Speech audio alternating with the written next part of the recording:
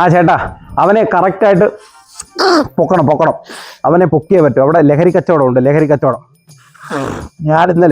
ഞാൻ ഇന്നലെ മൂക്കിപ്പൊടി ചോദിച്ചപ്പോൾ അവൻ പറയുന്നത് മൂക്കിപ്പൊടി തരത്തില്ല എന്ന് പറയുന്നു. എന്നിട്ട് ഞാൻ നോക്കിയപ്പോൾ എൻ്റെ മുമ്പിൽ വെച്ച് അവൻ വേറൊരുത്തന് ഹാൻഡ്സ് എടുത്ത് കൊടുക്കുന്നു. എന്നാൽ ഞാൻ ചോദിച്ച ചേട്ടാ ഒരു ഹാൻഡ്സ് എനിക്ക് തരാൻ പറഞ്ഞിട്ട് അവൻ എനിക്ക് അതും തന്നില്ല.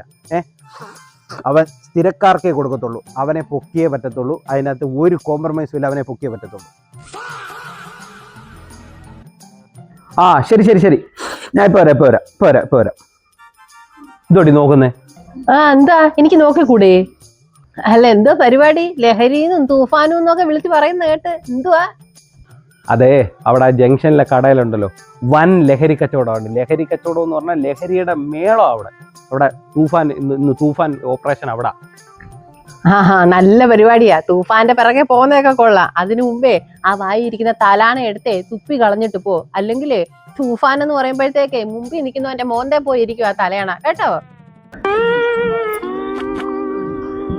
പറഞ്ഞത് കാര്യമായി കേട്ടോ, ഇല്ലെങ്കിൽ ഞാൻ തൂഫാനകത്തകത്തായേനെ. പറഞ്ഞത് കാര്യമായി. ലഹരിക്കെതിരെയാണ് ഞാൻ പോരാടുന്നത്. ലഹരിക്കെതിരെ എൻ്റെ പോരാട്ടമാണ്. ഞാനൊരു തൂഫാൻ വാരിയറാണ്.